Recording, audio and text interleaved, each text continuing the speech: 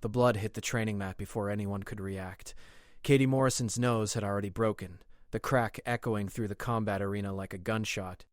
The Thragian student, Vexthor, stood over her with all four arms still extended, mandibles clicking in what his species considered amusement. The other cadets had stopped their sparring matches, frozen in shock. Instructor Velran was moving, but he was 3 platforms away, his tentacles propelling him forward too slowly. Katie didn't stay down. She couldn't. Not here, not at the Galactic Defense Academy, where weakness meant washing out, where washing out meant humanity lost another chance to prove they belonged among the stars. Her hand shot up and grabbed Vexthor's lowest right arm before he could retract it. The Thragian's black eyes widened in surprise. Humans weren't supposed to be fast. They weren't supposed to recover from hits that would stun most species for several seconds. But Katie's grandfather had been a boxer. Her mother had been Marine Corps, and her father had taught her one crucial lesson before she left Earth: never let them see you break. She yanked hard, using Vexthor's own weight against him, and the 12-foot-tall alien stumbled forward. Katie rolled, ignoring the blood streaming from her face, ignoring the pain screaming through her skull. Her boot connected with the back of Vexthor's knee joint, the one weak spot every cadet learned about Thragian anatomy in first-year xenobiology. He went down hard, shaking the entire platform. The arena erupted in shocked chattering. Humans were considered fragile, slow, weak. They were only admitted to the Academy 5 years ago as a political courtesy, a way to welcome Earth into the galactic community without actually expecting them to contribute anything meaningful. Out of 200 species represented at the Academy, humans ranked near the bottom in every physical category. Vexthor spun with a roar, all forearms swinging. Katie ducked under the first strike, blocked the second with her forearm, feeling something crack, and took the third hit to her shoulder. The fourth she couldn't avoid. It caught her in the ribs and sent her flying off the platform. She hit the ground 8 feet below, the impact driving the air from her lungs. Instructor Velran finally arrived, his voice booming across the arena in the universal translator. Stop this immediately. But Vexthor was already jumping down after Katie, his predatory instincts fully engaged now. He had been picking on the human for weeks, small shoves in the corridor, tripping her during formation runs, verbal abuse in 3 different languages. He had never expected her to fight back. None of them had. Katie forced herself to her feet, swaying, her vision blurred then cleared. Blood dripped onto the floor, forming a small pool. She raised her fists again, traditional human boxing stance, completely inadequate against an opponent with twice her reach and 4 times her strength. The other cadets were gathering around now, forming a circle. Some were cheering for Vexthor. A few, mostly the smaller species, were silent, watching with something that might have been hope. Vexthor charged, and Katie knew with absolute certainty that Instructor Velran wouldn't reach them in time. She had maybe 3 seconds before the Thragian turned her into a smear on the Academy floor. 3 seconds to prove that humanity deserved to be here. 3 seconds to show them all what humans really were. She didn't run. She never even considered it. Instead, Katie stepped forward into the charge, inside Vexthor's reach where his long arms couldn't generate full power. Her fist drove upward into the soft tissue under his mandibles, the spot her xenobiology instructor had mentioned was sensitive but never said was a target. Vexthor's roar turned into a gurgling scream. His arms flailed wildly, catching Katie twice more, but she held on, her other hand finding his eye cluster and pressing hard. The Thragian went berserk, thrashing and spinning, trying to throw her off. Katie's grip slipped in her own blood. She felt ribs breaking, felt her left arm go numb, felt consciousness starting to slip away. But she had learned something important during her 18 years on Earth, something that every human knew instinctively, but the galaxy had forgotten. Humans didn't win by being stronger or faster. They won by refusing to stop. Her fingers found purchase in the gap between Vexthor's chest plates, and she pulled herself higher, getting her legs around his massive torso. The Thragian spun faster, slamming her against the nearby wall. Once. Twice. 3 times. Katie's vision went white with pain, but her grip tightened. Blood made everything slippery, and she couldn't tell anymore if it was hers or his. Instructor Velran's tentacles finally wrapped around them both, pulling them apart with the strength that made his species legendary peacekeepers. Katie dropped to the ground and didn't get up this time. She lay there, broken and bleeding, staring up at the domed ceiling of the arena while the instructor bellowed orders and medical teams rushed forward.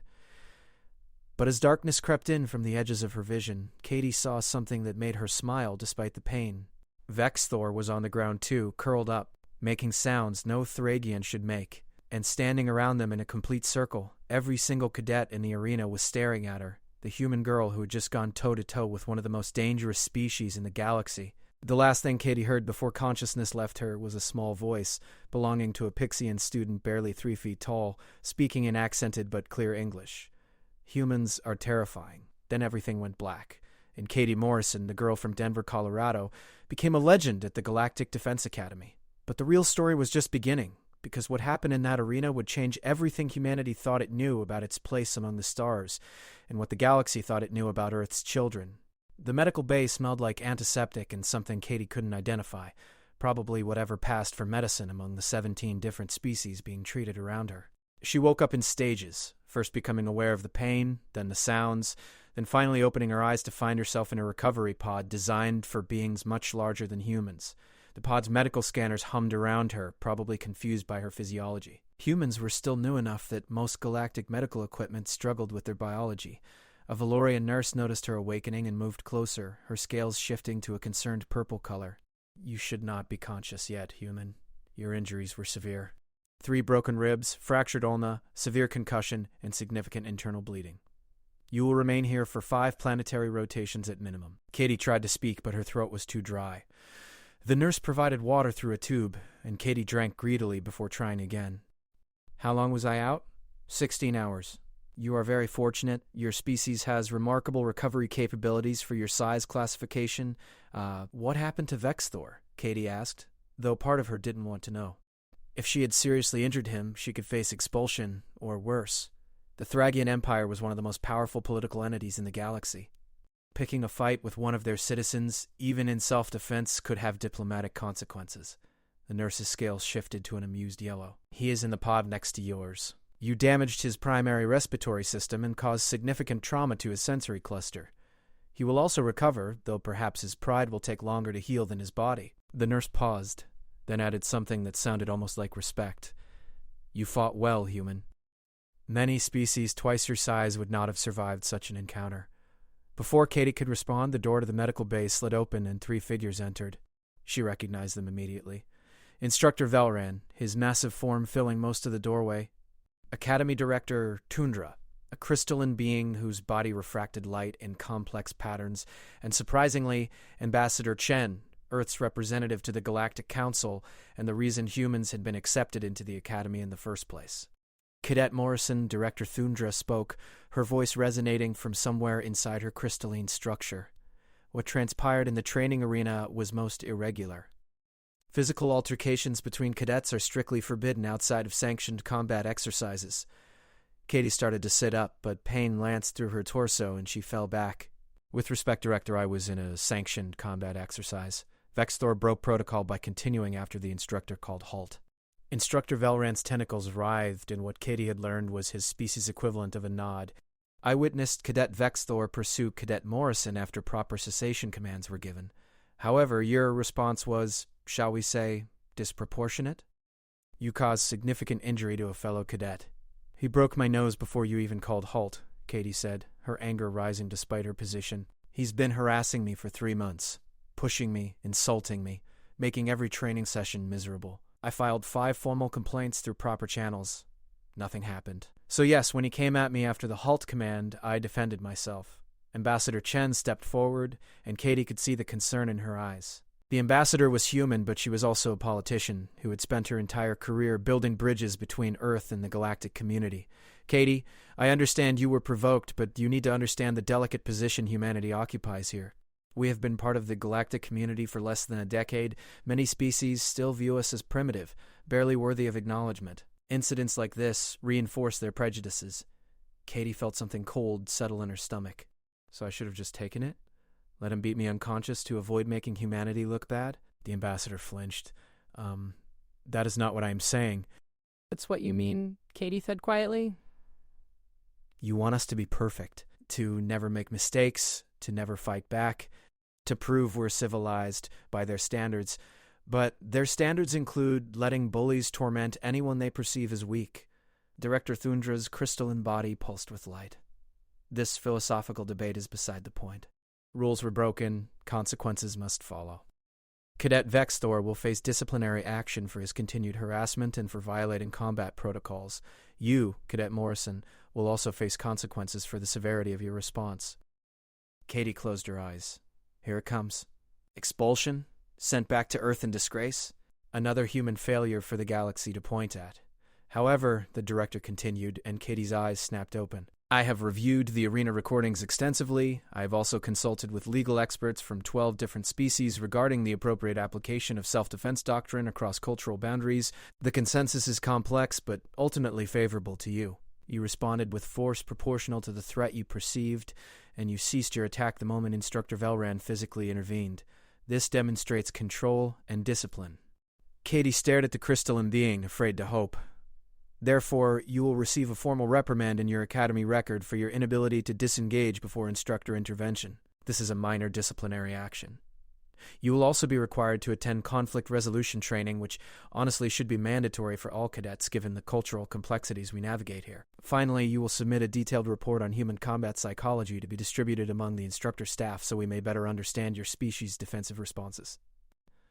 That's it? Katie couldn't keep the disbelief from her voice. That is it, Director Thundra confirmed. Is this outcome unsatisfactory to you? No, it's... Katie swallowed hard, fighting unexpected tears. I expected to be expelled. Instructor Valran's tentacles coiled in what might have been sympathy. The Galactic Defense Academy does not punish victims for defending themselves, Cadet Morrison. Yes, perhaps you could have exercised more restraint, but you are young, you were injured, and you were facing an opponent significantly larger and stronger than yourself. Your response, while brutal, was understandable. Moreover, your actions have opened a necessary conversation about the treatment of smaller, less physically powerful species at this academy. Ambassador Chen moved closer to Katie's pod. I apologize for my initial reaction. I was thinking like a diplomat, when I should have been thinking like a human. What happened to you was wrong. The fact that it took you nearly dying to get anyone to pay attention is shameful. She glanced at Director Tundra. No offense intended. None taken, The director replied. The ambassador speaks truth. We have allowed cultural blind spots to create an environment where harassment could flourish. This will be addressed. After the officials left, Katie lay in her recovery pod and tried to process everything. She had expected punishment, possibly even criminal charges. Instead, she was being treated like a victim who had defended herself, which, she realized, was exactly what she was. The galaxy's view of humans might be slowly shifting, but clearly the Academy's leadership understood nuance better than she had given them credit for. The nurse returned to check her vitals. You have visitors waiting, she said. Shall I allow them entry? Who is it? Several of your fellow cadets. They have been waiting since you arrived. I told them to come back tomorrow, but they refused to leave. Katie thought about sending them away, but curiosity won out. Okay, but just a few at a time. The first to enter was a Pixian named Lily, the same one who had spoken those final words before Katie lost consciousness. Behind her came Marcus, one of the few other human cadets, followed by a Valorian named Cicera and a Corthan called Brick, both from Katie's combat training cohort. Lily flew up to eye level with Katie, her tiny wings buzzing. That was the most amazing thing I have ever witnessed. You fought a Thracian warrior and survived. More than survived. You won. I didn't win, Katie protested. We both ended up in medical. You are conscious and talking. He is still sedated and will be for another day. In my culture, this constitutes victory. Lily's large eyes studied Katie with something like reverence.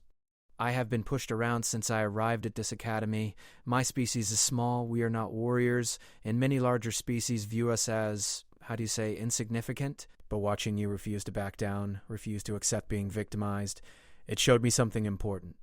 Marcus stepped forward, his expression serious. You need to know what's happening out there, Katie. The entire academy is talking about you. Some are angry, saying you got lucky or that you fought dirty. But others, especially the smaller species, they're inspired. I've heard 3 different cadets say they're going to file harassment complaints they were too scared to submit before. You've changed something here. Sierra nodded, her scales showing supportive blue tones. My people value strength and honor. What you did today demonstrated both. You did not initiate combat, but when forced, you did not hesitate. This is worthy of respect. Brick, the massive Corthan whose species was known for their love of battle, let out a rumbling laugh. Little human, you have heart of warrior. I thought your species was soft, yes? But you proved me wrong.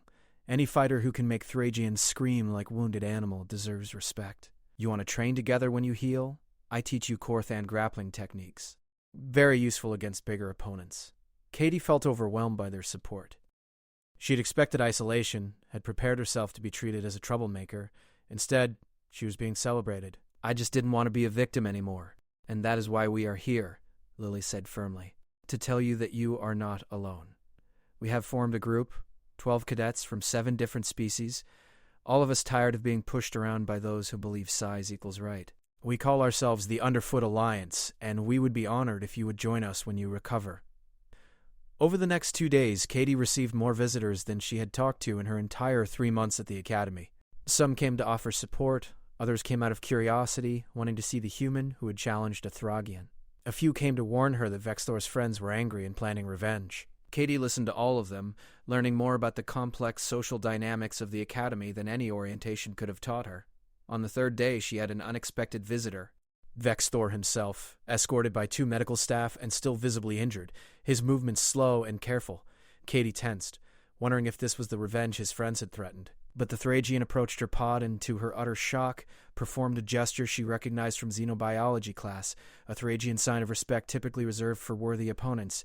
Human Katie Morrison, he spoke, his translator rendering his clicking speech into clear English. I have behaved with dishonor.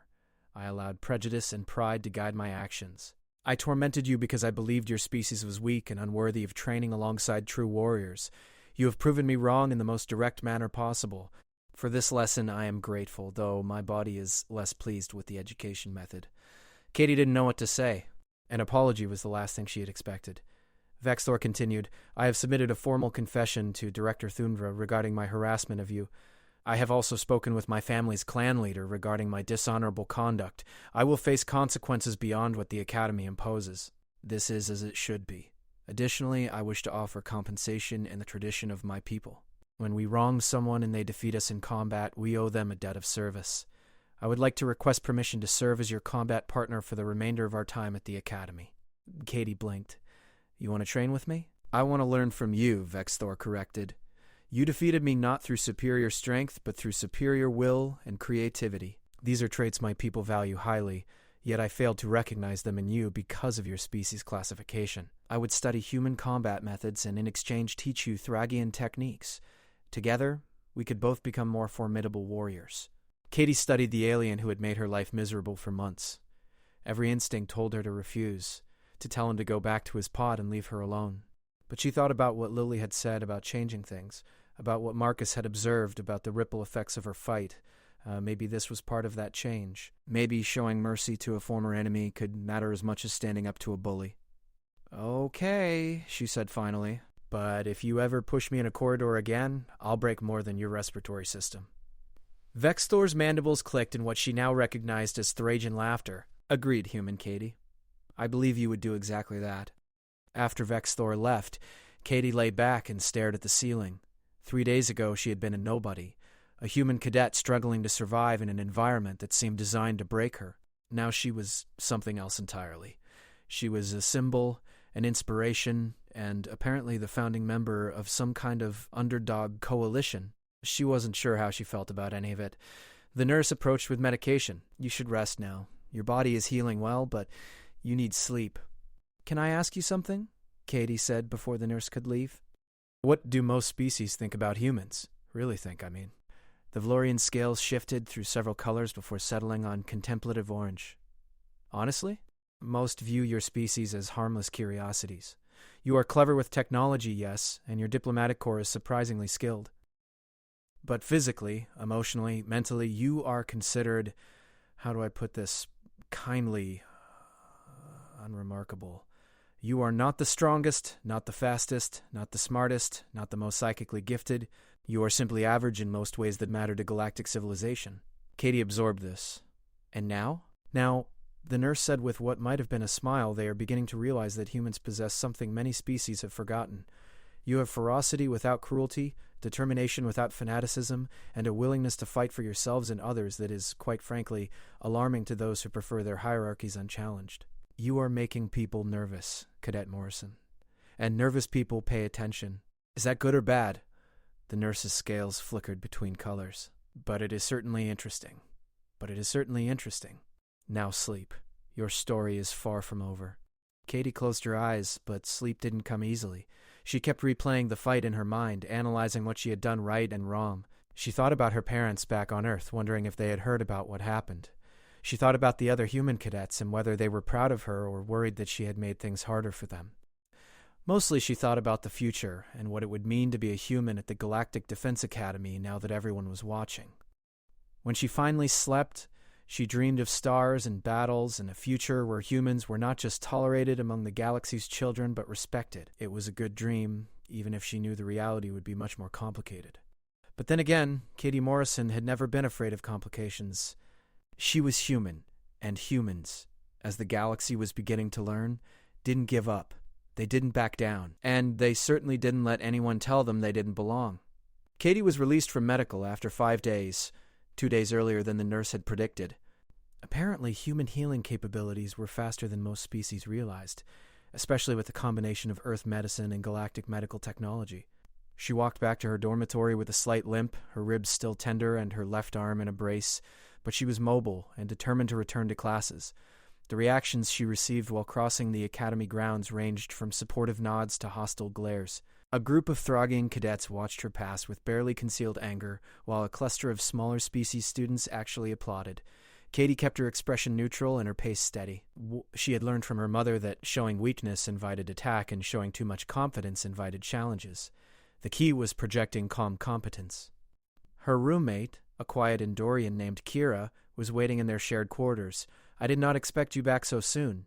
Your injuries appeared severe. Humans heal faster than most people think," Katie said, lowering herself carefully onto her bunk. "What did I miss in classes?" Kira's antennae twitched with amusement. Academically, 3 lectures on interstellar navigation, 2 xenobiology labs, and a tactical simulation exercise. Socially, the Academy has divided into factions, those who support you, those who believe you should be expelled, and those who simply want to avoid the controversy entirely. It is, as you humans say, a mess. "Which faction are you in?" Katie asked. Kira was silent for a moment. "I am Endorian. We value logic and observe situations before forming conclusions. Logically, you were harassed repeatedly and defended yourself when institutional authority failed to protect you. This seems reasonable. However, the severity of your response raises questions about human capacity for violence. I am, shall we say, cautiously supportive but concerned about what this reveals regarding your species' nature." Katie appreciated the honesty. "Fair enough. I'm concerned about it too, if I'm being honest. I didn't think I had that kind of violence in me until it happened." "That is what makes it concerning," Kira observed. "That you did not know your own capacity suggests humans may be more dangerous than anyone, including yourselves, realizes." Before Katie could respond, her communication device chimed. It was a message from Instructor Velran requesting her presence in his office immediately. Katie sighed, standing carefully. She had known there would be more consequences beyond the formal reprimand. The galaxy loved its bureaucracy. Instructor Velran's office was located in the Academy's central tower, a massive structure that housed administrative functions for all 200 species represented at the institution. Katie had never been inside before. Lower-level cadets rarely had reason to meet privately with instructors beyond academic matters. The instructor himself was reviewing holographic documents when she entered, his tentacles manipulating multiple data streams simultaneously. "Cadet Morrison," he said without looking up, "thank you for coming promptly. Please sit." Katie lowered herself into a chair designed for beings much larger than humans, her feet barely touching the floor. "Am I in more trouble, sir?" Velran's optical stalks finally turned toward her. "Trouble? No. Complexity? Absolutely." He dismissed the holographic displays with a wave of tentacles. "What I am about to tell you is not widely known, but I believe you deserve to understand the larger context of what has occurred. Your fight with Vector was not an isolated incident. It was the inevitable result of systemic failures in how this academy integrates new species into the galactic community." Katie waited, sensing there was more. "When your species was first admitted to the academy, there was significant opposition. Many council members argued that humans were too violent, too unpredictable, too primitive.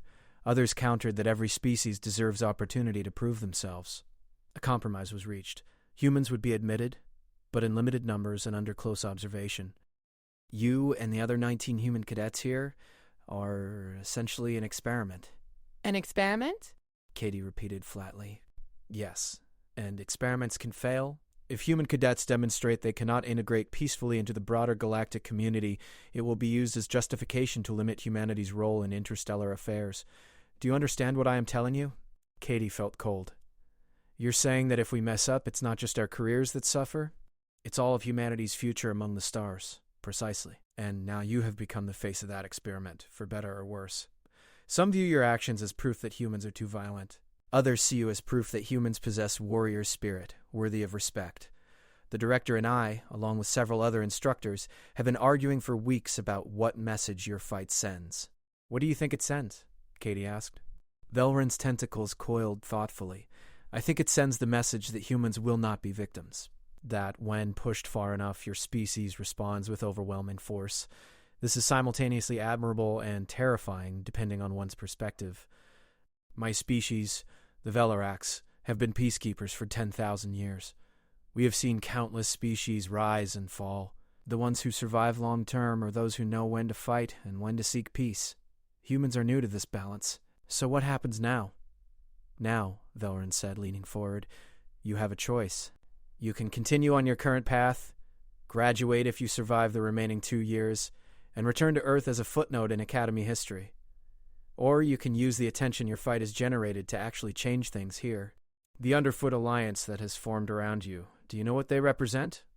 Katie shook her head. They represent 70% of the species at this academy. 70%, Cadet Morrison. The majority of species in the galactic community are not mighty warriors or powerful empires. They are smaller species, less physically dominant, who survive through intelligence, cooperation, and finding niches that the larger species overlook. Your willingness to fight back against the Thragian has inspired them. They see in you proof that physical size does not determine worth. This could be the beginning of a significant shift in Academy culture. But you want me to be careful about how I do it, Katie guessed? I want you to be smart about how you do it, Velrin corrected. Change that comes through violence tends to create violent responses. But change that comes through demonstrated competence, through showing that smaller species deserve respect not because they can fight, but because they are capable in other ways, that change lasts. Katie considered this. So you want me to be a role model, not just a fighter. I want you to be what humans have always claimed to be, Velrin said. Adaptable. Creative. Resilient. Prove that your species belongs here, not by fighting everyone who doubts you, but by excelling in every other way possible. The fight with Vextor got people's attention. What you do next will determine what they remember. After leaving Velran's office, Katie wandered the academy grounds, thinking about everything she had learned. She found herself at the edge of the central plaza, where cadets from dozens of species gathered between classes. She watched them interact, noting the subtle hierarchies, the way larger species moved through crowds with unconscious confidence while smaller ones navigated around them. Marcus found her there. Heard you got called to Velran's office. Everything okay? Katie told him about the conversation, about being an experiment, about the weight of representing humanity's future. Marcus listened quietly, then laughed. What's funny? Katie demanded. You are. You're acting like this is new information. Katie, we've all known since day one that we're being watched more closely than other species. Every human cadet here carries that weight. The only difference is that you're the one everyone is watching right now. But that'll change. Next month, next year, someone else will do something noteworthy and the attention will shift. The question is whether you let it consume you or use it to actually make a difference. How do I make a difference? By being so good at everything else that the fight becomes a footnote, not your defining moment. He gestured toward the plaza. See that study group over there? 3 Pixians, 2 Endorians, and a Corthan, all struggling with tactical simulation programming? Go help them. You're actually really good at that stuff. Show them that humans have value beyond our ability to punch above our weight class. Katie looked at the study group, then back at Marcus. When did you get so wise? I have 3 older sisters. You learn faster, you don't survive. He grinned. Go be the genius cadet who happens to have also won a fight, not the fighter who happens to attend classes. Katie approached the study group cautiously. The Corthan, whose name was Boulder, recognized her immediately. Human Katie. We heard you are released from medical. Your wounds heal well? Well enough. I heard you're having trouble with the tactical sim programming. Want some help? The Pixians exchanged glances. You would help us? After everything, you still want to work with other cadets? Why wouldn't I? Katie pulled up a chair. We're all here to learn, right? Besides, I'm pretty sure I'm going to need friends who understand programming when we get to the advanced tactical courses next year. For the next 3 hours, Katie worked with the study group, breaking down complex programming concepts into simpler components, finding creative solutions to simulation problems, and generally doing what she had always done best, using her brain instead of her fists. She noticed other cadets watching, some with curiosity, others with suspicion, but slowly, a few more students joined the group. Then a few more. By the time evening classes began, Katie had helped 14 cadets from 9 different species, and the tactical simulation study group had become something larger. Over the following weeks, Katie settled into a routine that felt almost normal. She attended classes, participated in combat training, studied with her expanding network of friends, and carefully avoided any situation that might lead to another physical confrontation. Vextor, true to his word, became her training partner, teaching her Thracian combat techniques while learning human fighting methods in return. Their sessions drew crowds, other cadets fascinated by the unlikely partnership. The Underfoot Alliance grew as well, formalizing into an official student organization with Lily as president and Katie as, somewhat ironically, the head of conflict resolution. They focused on addressing harassment issues through proper channels, supporting smaller species cadets who felt intimidated, and creating study groups that crossed traditional species boundaries. The Academy administration watched carefully but did not interfere, apparently willing to let this experiment in student activism play out. But not everyone was pleased with the changes. A group of cadets from larger, more aggressive species began calling themselves the Traditional Order, arguing that the Academy's focus on combat excellence was being diluted by too much attention to feelings and inclusivity.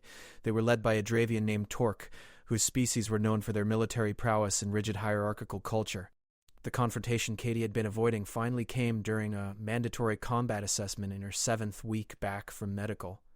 The assessment required cadets to face randomized opponents in controlled sparring matches, with instructors present to ensure safety. Katie had drawn Torque as her opponent. The Dravian was massive, nearly 9 feet tall and built like a tank. His species had evolved on a high-gravity world, giving them incredible strength and durability. As they faced each other on the training mat, Torque made sure his voice carried to the gathered spectators. The little human who thinks she can change everything. Let us see if your victory over Vextor was skill or simply luck. Katie kept her breathing steady, remembering everything Vextor had taught her about staying calm under pressure. I'm not here to change anything. I'm here to pass my combat assessment. Torque charged without waiting for the start signal. Katie barely dodged, rolling to the side, as his massive fist cratered the mat where she had been standing. The instructor's whistle blew, signaling a foul, but Torque ignored it, pressing his attack. Katie gave ground, using her smaller size and better mobility to stay out of reach. But the training mat had boundaries, and she was running out of space. Stand and fight, coward, Torque roared, swinging again. Katie ducked under the punch and countered with a quick strike to his ribs. It was like hitting a wall. The Dravian didn't even flinch. Instead, he grabbed her arm and lifted her off the ground like she weighed nothing. This is what happens when lesser species forget their place, he said, drawing back his other fist. Katie didn't panic. Vextor had taught her what to do when grabbed by a larger opponent. She used her free hand to grab Torque's thumb and bent it backward with all her strength. The Dravian's grip loosened slightly, just enough for Katie to twist her body and bring both feet up into his face. It wasn't elegant, but it worked. Torque dropped her, staggering back. The instructor finally intervened, stepping between them. This match is suspended. Both cadets report to Director Thundra's office immediately. As Katie walked off the mat, she caught sight of the gathered cadets. The Underfoot Alliance members looked worried. The Traditional Order members looked satisfied, as if this had gone exactly as planned. And in the back, standing alone, Ambassador Chen watched with an expression Katie couldn't read. This was far from over. Katie realized with sinking certainty that her fight with Vextor hadn't ended anything. It had only been the opening move in a much larger conflict, one that would determine not just her future at the Academy, but humanity's place in the stars. Director Tundra's office was even more imposing than Katie remembered. The crystalline being sat behind a desk that seemed to grow from the floor itself, her body refracting the light from a dozen different sources into rainbow patterns across the walls. Torque stood to Katie's left, his massive frame somehow making the large office feel cramped. Neither cadet spoke while they waited for the director to address them. "Explain," Director Tundra said simply, her voice resonating through the room. Torque responded immediately. The human refused to engage in proper combat. She used evasive tactics unsuitable for a warrior assessment. When I pressed the attack to force proper engagement, she struck with illegal techniques targeting vulnerable anatomy. Katie kept her voice level. "With respect, Director," Torque charged before the start signal. The instructor's whistle indicated a foul, which he ignored. I defended myself using techniques taught in our xenobiology and combat courses. The only illegal action was Torque's refusal to acknowledge the instructor's authority. The director's body pulsed with light. I have reviewed the recording. Cadet Morrison's account is accurate. Cadet Torque, you violated multiple protocols. This is your third such violation this term. Do you have an explanation? Torque's shoulders tensed. I seek to preserve the standards that made this academy great. Combat training should separate the strong from the weak, the capable from the inferior. These new policies, this focus on accommodation and feelings, they weaken us all. The humans' fight with Vexthor began this degradation, and I sought to demonstrate that her victory was anomaly, not proof of capability. So you intentionally violated safety protocols to make a political point, the director said, her tone dangerous. I sought to restore proper order. Director Thundra stood, her crystalline form towering over both cadets. You sought to assault a fellow student under the guise of assessment. This is unacceptable. You are hereby suspended from combat training for 30 planetary rotations. You will also submit to mandatory counseling regarding appropriate conflict resolution and respect for Academy authority. If you commit one more violation of any kind, you will be expelled. Is this understood? Torque's jaw clenched. Understood, Director. He turned and left without another word, his footsteps heavy with barely contained rage. After he was gone, the director turned to Katie.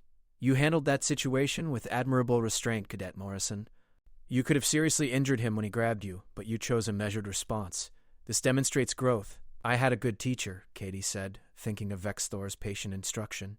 And I've been thinking about what Instructor Velran said about being smart instead of just being strong. Good. However, I must inform you that the situation at this academy is becoming untenable. The Traditional Order has filed a formal petition with the Galactic Council, claiming that new policies favoring smaller species are compromising combat readiness. They want humans removed from the academy entirely, along with any species they deem insufficiently warrior-like. The petition has significant support from military-focused civilizations. Katie's stomach dropped. Can they actually do that? If they gather enough support, yes. The academy operates under Galactic Council Charter. If the Council determines that our current approach is detrimental to galactic defense, they can mandate changes, including species restrictions. What can we do? Prove them wrong, the director said simply. There is a major combat tournament in 6 weeks. Teams of 5 cadets competing in various scenarios designed to test tactical thinking, physical capability, adaptability, and teamwork. Every species at the academy will field teams. The winning team receives significant honors and, more importantly, demonstrates the value of their approach to training and cooperation. You want me to form a team? Katie understood. I want you to form a team that proves diverse species working together can be more effective than traditional hierarchies. Win that tournament, Cadet Morrison, and you will have evidence that the changes happening at this academy make us stronger, not weaker. Lose, and the Traditional Order will have ammunition for their arguments. No pressure, then, Katie muttered. The director's crystalline body flickered with what might have been amusement. You are human. I have learned that your species performs best under pressure. Use it. Katie spent the next 2 days carefully considering who to recruit for her team. The rules allowed 5 members, and she needed a balance of abilities. The Underfoot Alliance had plenty of willing volunteers, but Katie needed more than just enthusiasm. She needed skills that complemented each other and species whose cooperation would make a statement. Her first choice was obvious. Vexthor. I need you on my team for the tournament. The Thragian's mandibles clicked thoughtfully. You wish to team with the one who once tormented you? This will send interesting message. Exactly. You're one of the best fighters in our year, and you've learned human tactics. We work well together now. Plus, a human and a Thragian working as partners will prove that even former enemies can cooperate. Vexthor inclined his massive head. I accept. My clan will be honored to see me fight alongside the human who taught me humility. Next, Katie approached Lily. I need your tactical mind and your flight capabilities. Half the tournament scenarios take place in 3-dimensional environments. You can scout and coordinate in ways none of us can. The tiny Pixian's wings buzzed with excitement. I have never competed in combat tournament before. My species is not known for fighting, that's why it matters. Show them that intelligence and mobility can be as valuable as strength. Lily's expression became determined. I accept your invitation, Katie Morrison. I will prove that Pictions belong on the battlefield. For her third choice, Katie selected Boulder, the Corthan from her study group. His species had natural armor plating and incredible endurance. I need someone who can hold positions and protect teammates. You're perfect for that. Boulder rumbled with pleasure. I thought you would choose another human. This choice shows wisdom. I will be your shield, Katie Morrison. The fourth member took more thought. Katie needed technical skills, someone who could handle equipment malfunctions and hack opposing team systems. She chose Kira, her Andorian roommate. Andorians had natural aptitude for technology and could process tactical information faster than most species. Kira's antennae twitched with surprise when Katie asked, I am not warrior. I came to Academy for engineering track, not combat specialization. The tournament tests more than fighting. We'll need to hack security systems, disable equipment, maybe even reprogram defensive turrets. You could do all of that better than anyone I know. Kira considered. Logically, my skills would be valuable in tournament scenarios, and proving that non-combat specialists can contribute to team success would support our position regarding Academy diversity. I accept. The fifth spot Katie left open initially, wanting to see how the team worked together before committing to the final member. They trained every evening, learning each other's capabilities and limitations. Vexthor taught everyone Thragian tactical formations. Lily developed aerial reconnaissance patterns. Boulder practiced defensive positions. Kira programmed scenarios that challenged their coordination. And Katie worked on keeping everyone working together, mediating disputes, and developing strategies that played to each member's strengths. After 2 weeks, Katie realized who they needed for the fifth spot. She approached Marcus. I know you wanted to stay out of the spotlight, but I need someone who understands human psychology and can predict how other teams will react under pressure. You're the best at reading people I know. Marcus sighed. I was hoping you'd forget about me. Please. This team needs balance, and right now we're too specialized. You're a generalist, good at everything without being exceptional at anything.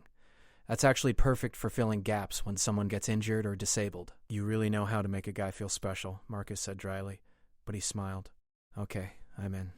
Someone needs to make sure you don't get yourself killed trying to save the galaxy. The tournament was structured as a week-long event with different challenges each day. Day 1 would be individual combat assessments to seed the teams. Days 2 through 6 would feature team challenges with increasing difficulty.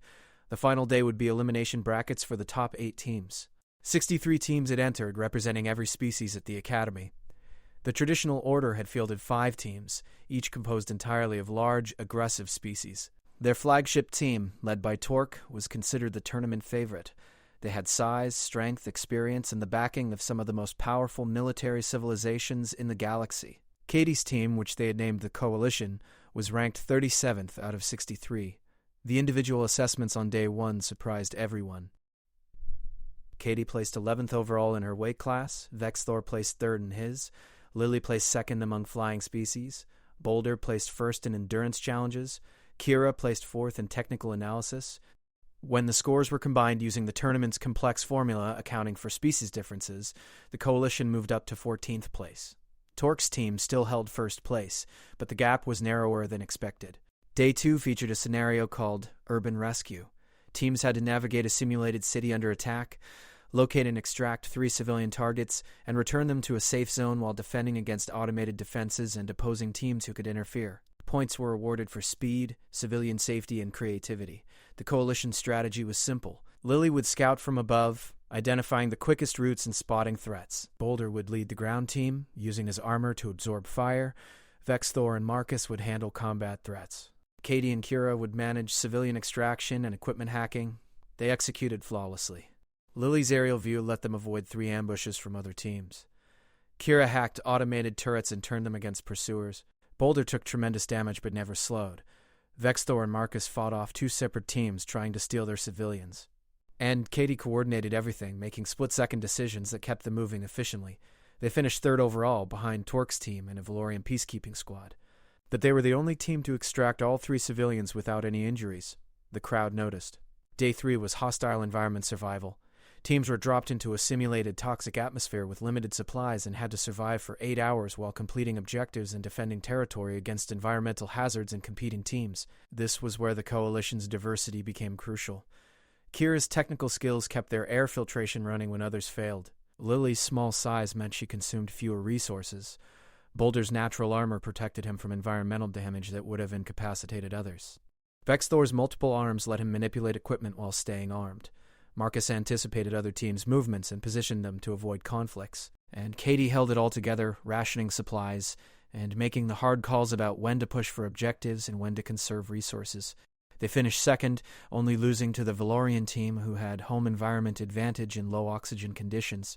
By day 4, the Coalition had climbed to 6th place overall. The tournament scenario was asymmetric warfare, where teams were randomly assigned to either attack or defend a fortified position. The Coalition drew defense. "This is our scenario," Katie told her team as they reviewed the maps. "We're smaller, we're more technical, and we're better at adapting. Let them come to us." They set up overlapping fields of fire, positioned Boulder at the main choke point, gave Lily mobile reconnaissance, had Kira hack the facility's internal systems to monitor attacker movements, and set Marcus and Katie up as a quick reaction force to address breaches. Their attackers were one of Torque's team's massive Dravians and their allies who expected to steamroll through the lighter defenders. Instead, they walked into a perfectly coordinated defense. Kira locked doors behind them, splitting their force. Lily dropped obstacles from above. Boulder held the main entrance against 4 opponents simultaneously. Marcus and Katie hit isolated attackers from unexpected angles. Vextor controlled the high ground with devastating effect. The Dravian team never even reached the objective. The Coalition won with a perfect defensive score. That evening, Katie found Ambassador Chen waiting outside the team's preparation room. "We need to talk," the ambassador said. They walked to a quiet observation deck overlooking the Academy's central plaza. The ambassador stood silent for a long moment before speaking. "Do you understand what you've done?" Chen asked quietly. "You've created something that hasn't existed before. A team of species that traditionally don't cooperate, working together more effectively than homogeneous teams of supposedly superior warriors. You're proving that diversity is strength, not weakness. Do you know how rare that is in the galaxy?" Katie looked out at the plaza where cadets from dozens of species moved in their usual patterns. "I'm just trying to win a tournament. You're changing the conversation about what it means to be strong. That Pixian who won't outmuscle anyone but provides intelligence that saves lives. That Korthon who could probably win fights alone but chooses to be a team player. That Thragian who learned humility from a human half his size. These stories matter, Katie. They matter because they show a different way forward." "What if we lose?" Katie asked. "What if Torque's team beats us and proves that the old way is better? Then we learn and try again," Chen said. "But I don't think you'll lose. I've been watching your team, and I've been watching theirs. They're skilled, yes, but they're rigid. They expect opponents to fight the same way they do. You've built a team that adapts, that thinks creatively, that uses everyone's strengths instead of pretending weaknesses don't exist. That's how humanity has survived on Earth, and that's how we'll thrive among the stars." After the ambassador left, Katie rejoined her team. They had 2 more preliminary rounds before the elimination brackets.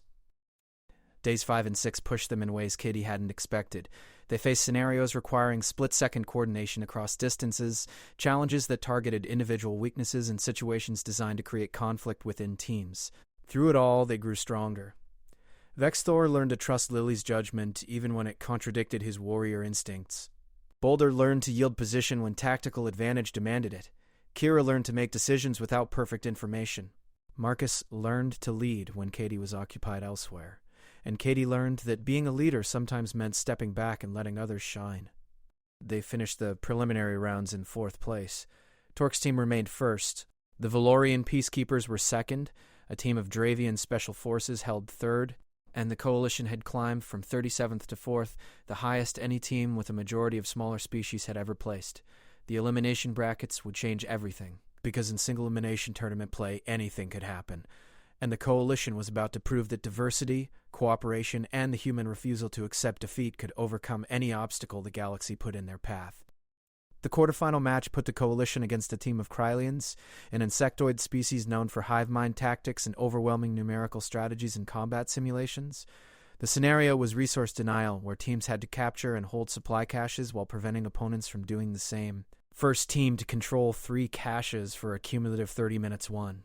The Krylians employed their standard strategy, flooding the map with rapid movements and attempting to be everywhere simultaneously. But Katie had studied their patterns. Krylians relied on constant communication and coordinated strikes. Disrupt that communication, and they became confused.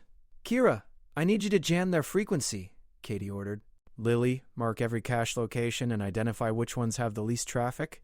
Boulder, you're our anchor at whichever cache we choose. Vex, Marcus, you're with me for raids." They selected the most isolated cache, one the Krylians seemed to be ignoring. Boulder planted himself at the entrance while Kira set up jamming equipment.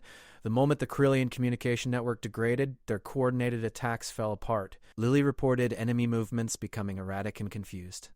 Katie led raids on 2 other caches, not to hold them, but to force the Corellians to spread their forces even thinner.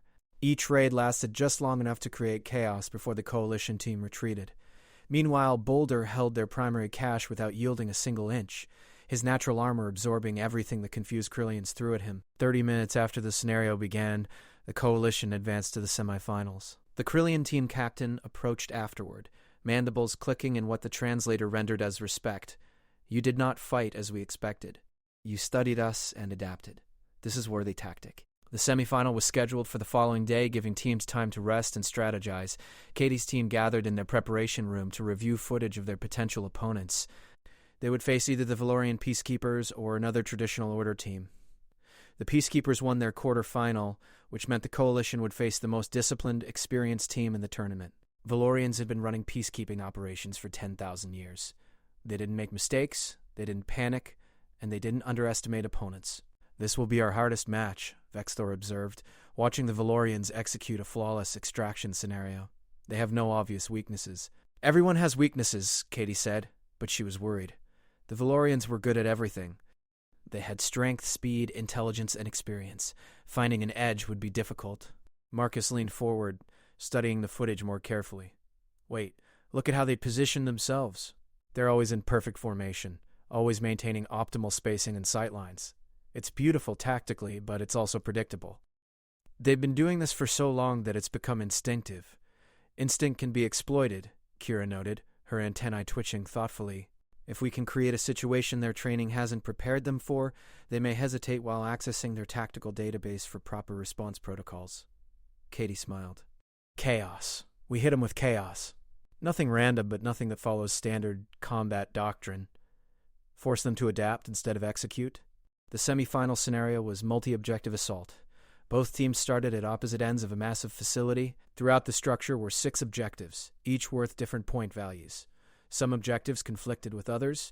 Achieving one might make another impossible. Teams had to prioritize, adapt, and outthink opponents while managing combat encounters. The Valorians approached it logically, calculating optimal objective sequences and moving with practiced efficiency. The Coalition approached it creatively. "Lily, you're not scouting. You're being obvious. I want them to see you and track you." "Katie, that violates basic reconnaissance protocols," Lily protested. "Kira, I need you to fake going for the high-value tech objective, but actually plant a surprise at the secondary location. Boulder, you're going to guard an objective we don't actually care about. Vex, Marcus, you're with me. We're going to keep moving and never establish a pattern." The plan was insane by conventional standards. They split their attention across multiple objectives, made feints toward targets they had no intention of capturing, and generally behaved unpredictably. The Valorians, trained to read opponents' strategies and counter them, kept encountering situations that didn't match their tactical models. Lily led a Valorian squad on a chase through the upper levels, while Katie's strike team secured a medium-value objective unopposed. Boulder defended an objective so convincingly that the Valorians committed heavy resources to capturing it, only to discover it was worth minimal points. Kira's surprise, a technical hack that temporarily disabled the Valorians' communication system, gave the Coalition a 3-minute window of chaos they exploited ruthlessly. The match came down to the final objective, a high-risk, high-reward scenario that required holding a central location for 5 uninterrupted minutes. Both teams arrived simultaneously. What followed was the most intense combat Katie had ever experienced. The Valorians fought with disciplined precision, but the Coalition fought with desperate creativity. Vexthor held the center position, his forearms allowing him to engage multiple opponents simultaneously. Boulder formed a shield wall at the main approach. Lily harassed from above, never staying still long enough to target. Kira kept their equipment functional while hacking enemy systems. Marcus and Katie rotated between positions, plugging gaps as they appeared. With 90 seconds remaining, Katie took a hit that would have knocked most beings unconscious. A Valorian striker's baton caught her in the ribs, right where they had broken weeks ago. Pain exploded through her chest and she went down hard. Through blurred vision, she saw the Valorian moving to finish her. Then Vexthor was there, his massive form interposing between Katie and her attacker. "The instructor who trained me," the Thragian said to the Valorian, "taught me that protecting teammates is more important than defeating enemies." The Valorian struck at Vexthor, but the Thragian absorbed the blow and countered with precision that came from weeks of training with Katie. The Valorian went down. Vexthor reached down and pulled Katie to her feet. "Can you continue, human Katie?" Katie tested her weight, felt her ribs screaming, and nodded. "Until the timer runs out or I pass out. Whichever comes first." The last 90 seconds felt like hours. The coalition held by the smallest margin, every team member contributing everything they had. When the timer finally hit 0, 3 Valorians were still fighting to dislodge them, but the coalition controlled the objective. The simulation ended. Silence filled the arena as the scores calculated. Then the announcement came. Coalition advances to the final round. The Valorian team captain approached Katie as they exited the scenario. "You fought with honor and creativity. We have not faced a team that adapted so effectively in many cycles. Whatever happens in the final, you have already proven your worth." Katie shook the offered hand, feeling the weight of those words. The Valorians were the gold standard of galactic peacekeeping. Their respect meant something. The final would be against Torque's team. It was inevitable, really. The traditional order versus the coalition. Old ways versus new. Rigid hierarchy versus cooperative diversity. The entire academy would be watching, and the Galactic Council observers would be taking notes. Katie's ribs were rebroken, confirmed by medical scans. She had 12 hours before the final match. The medical staff offered to heal her completely, but it would require sedation that would leave her groggy and slow for the match. Or she could accept pain management and fight hurt. "How bad will the pain be?" she asked the Andorian doctor. "Significant. You will be operating at reduced capacity. Combat effectiveness will be compromised. But I'll be clear-headed? Yes.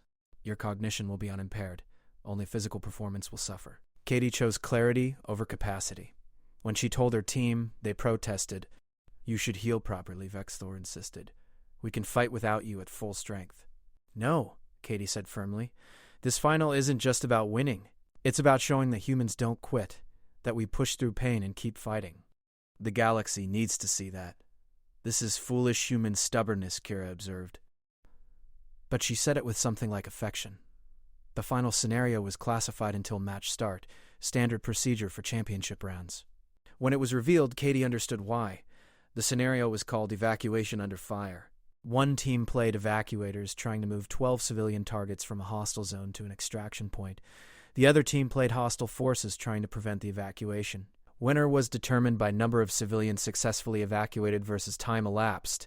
Teams would play both roles, with combined scores determining the champion. The coalition drew evacuator role first. Torque's team would be hunting them. "This is deliberate," Marcus said quietly. "They want to see if we can protect the helpless while being hunted by superior force. It's a test of everything we've been arguing for." "Then let's pass the test," Katie said through gritted teeth, her ribs throbbing despite the pain medication. The scenario began in a simulated war-torn city. 12 civilian NPCs, representing various species, were scattered across a 3-block radius. The extraction point was 8 blocks away. Torque's team had unlimited respawns, but a 5-minute cooldown between deaths. The coalition had no respawns. If a team member went down, they stayed down. Katie divided responsibilities immediately. "Lily, you're finding civilians and marking safe routes. Boulder, you're the mobile bunker. We pile civilians around you and you walk them out. Kira, you're on Boulder with equipment defense. Vex, Marcus, you're with me, running interference." They moved fast. Lily located the first cluster of 4 civilians within 90 seconds. Boulder positioned himself as mobile cover while Kira set up a portable shield generator. The first 4 civilians started moving toward extraction while Katie's strike team pushed forward to locate more. Torque's team made first contact 5 minutes in. They came hard and fast, trying to overwhelm with brute force. Katie's team fell back to Boulder's position, using the big Corthan as a rallying point. The fight was brutal. Marcus went down first, taking a hit meant for a civilian. Then Lily took damage that grounded her, leaving them without aerial reconnaissance. But they adapted. Vexthor assumed Marcus's role. Kira pulled double duty on tech and scouting. Boulder kept walking, kept protecting his charges, absorbing damage that would have shattered lighter species, and Katie, operating on pain medication and pure will, coordinated everything while fighting through a fog of agony every time she moved. They got 6 civilians to extraction before Torque himself targeted Katie. The Dravian was fresh, she was exhausted and injured. It should have been a massacre. Should have been. Katie had learned a lot from Vexthor over the past weeks. She had learned that size wasn't everything, that technique could overcome strength, and that sometimes the best defense was making your opponent overcommit. When Torque charged, she didn't try to block or dodge. She stepped in close, exactly like she had with Vextor months ago, and targeted every weak point she could reach. Torque was bigger, stronger, and uninjured. But Katie was fighting for something more important than victory. She was fighting for every smaller species that had been told they didn't belong, for every cadet who had been bullied and ignored, for humanity's place among the stars. She was fighting because giving up wasn't in her nature. She didn't win the fight. Torque eventually overpowered her, putting her down hard. But she bought her team precious minutes they used to evacuate 2 more civilians while Torque was occupied. When Katie's simulation ended and she was ejected from the scenario, the Coalition had evacuated 8 of 12 civilians in 43 minutes. She watched the rest from the sidelines, her ribs screaming even though she was no longer in combat. Boulder got 2 more civilians out, making it 10 of 12 before Torque's team finally coordinated well enough to pin him down. Vextor and Kira managed a fighting retreat with the last 2 civilians getting within sight of extraction before being overwhelmed. The final evacuator score, 10 of 12 civilians extracted in 61 minutes. Then they switched roles.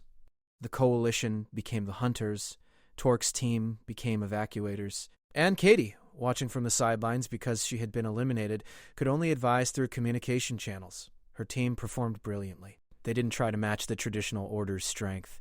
Instead, they used speed, creativity, and coordination. Lily recovered enough to fly again, tracked every civilian movement. Boulder didn't hunt. He blocked routes, forcing the evacuees into disadvantageous positions. Kira hacked their equipment, disabling shields and communication. Vextor and Marcus, working in perfect sync after weeks of training together, struck fast and faded before Torque's team could mount effective responses. It came down to math. Could the Coalition prevent enough evacuations or delay them long enough to win on points? Torque's team got their first 4 civilians out in 18 minutes, faster than the Coalition's pace, but the next group took 35 minutes because Kira's hacking left them exposed. The third group never made it, Boulder's blocking tactics and Vextor's raids preventing any progress for 40 minutes straight. The fourth group got 2 of 3 civilians out, but time was running down. When the final timer hit 0, Torque's team had evacuated 9 of 12 civilians in 98 minutes. The Coalition had evacuated 10 in 61. The Coalition won. The arena erupted. Some cadets cheered, others protested, but the numbers were clear. The Coalition had proven that diverse teams, smaller species, cooperative tactics, and adaptive thinking could defeat traditional military hierarchies. Torque approached Katie as she stood on the victory platform, her ribs freshly healed now that competition was over. "You fought well," he said stiffly. "I still believe the old ways are better, but I cannot deny your effectiveness." "Maybe there's room for both," Katie offered. "Traditional discipline and new flexibility? Strength and strategy? Maybe the best approach uses everything available, not just what's comfortable." Torque considered this, then nodded slowly. "Perhaps this is something to contemplate." Director Thundra presented the championship trophy to the Coalition team, all 5 members standing together. More importantly, she announced that the Galactic Council observers had been impressed by the tournament results. Several species restriction proposals had been withdrawn, and there was discussion about expanding Academy admissions to include more diverse species. Ambassador Chen found Katie after the ceremony. "You did it. You actually changed things." "We changed things," Katie corrected, looking at her team, all of us together. That night, the Coalition celebrated with the Underfoot Alliance and dozens of other cadets who had been inspired by their victory. Katie found herself at the center of attention, but she kept redirecting focus to her teammates, to the other cadets who had fought their own battles against harassment and discrimination, to everyone who had refused to accept that size or species-determined worth. Vextor pulled her aside at one point. "I have been thinking, human Katie. When we graduate, there will be opportunities for joint assignments, partnerships between species from different worlds. I would be honored to continue working with you." Katie smiled. "I'd like that." "We make a good team. The best team," the Thracian corrected. "We learn from each other. This is as it should be." 2 weeks after the tournament, Katie received a message from Earth. Her parents had heard about everything: the fight, the tournament, the changes at the Academy. They wanted her to know they were proud, but also worried. The attention she had drawn came with risks. Katie recorded a response, trying to explain what the past months had taught her. She talked about finding strength she didn't know she had, about learning that courage wasn't fearlessness but action despite fear. She talked about her team, about unlikely friendships, about discovering that the galaxy was bigger and more complex than she had imagined. But mostly, she talked about hope. Hope that humanity would find its place among the stars not by being the strongest or the smartest, but by being adaptable, resilient, and willing to work with anyone toward common goals. A hope that the galaxy might learn from Earth's example just as Earth learned from galactic civilization. As she finished recording, Katie looked out her window at the stars beyond the Academy. Somewhere out there were dangers humanity couldn't yet imagine, wonders they hadn't discovered, and challenges that would test everything they were. But Katie wasn't afraid anymore, because she had learned the most important lesson of all. Humans didn't survive by being superior. They survived by refusing to give up, by adapting to any environment, by building alliances across any divide, and by fighting for what mattered even when the odds seemed impossible. The instructor had stopped the fight too late. The Academy bully had targeted a human girl. And that human girl, along with her team of unlikely allies, had proven that sometimes the greatest strength comes not from individual power but from collective determination. Katie Morrison had come to the Galactic Defense Academy as an experiment, a test case for humanity's potential among the stars. She had become something more. Not a warrior, though she could fight when necessary. Not a genius, though she was clever enough. Not a leader, though others followed her example. She had become proof that the galaxy's future belonged to those who could adapt, cooperate, and refuse to accept limitations others tried to impose. She had become proof that humans, despite their physical limitations and their species' youth, had something valuable to contribute to galactic civilization. She had become exactly what Ambassador Chen had hoped for, and Director Thundra had gambled on, a bridge between old ways and new, between strength and strategy, between tradition and innovation. And as Katie stood, looking at the stars, her ribs fully healed, her team celebrating somewhere behind her, and her future stretching out among the infinite possibilities of the galaxy, she smiled, because the real story was just beginning. The tournament was over, but the work of proving humanity's worth continued. There would be more challenges, more conflicts, more moments where everything hung in the balance. But Katie Morrison, the girl from Denver who had refused to be a victim, who had stood up to a bully when no one else would intervene, who had led a team of misfits to championship victory, was ready for all of it. The galaxy was vast and dangerous and full of species who doubted humanity's place among them. But Katie had learned something important over the past months, something that every human knew instinctively, but the galaxy was only beginning to understand. Humans didn't quit. They didn't back down. They didn't accept defeat. They adapted, they persevered, and they found ways to win even when logic said victory was impossible. That was humanity's true strength, and Katie would spend the rest of her career proving it to anyone who doubted. The instructor had stopped it too late. But maybe, Katie thought as she turned away from the window and back toward her future, maybe that was exactly when it needed to stop. Late enough for everyone to see what happened when you pushed a human too far. Late enough to change everything. Late enough to matter.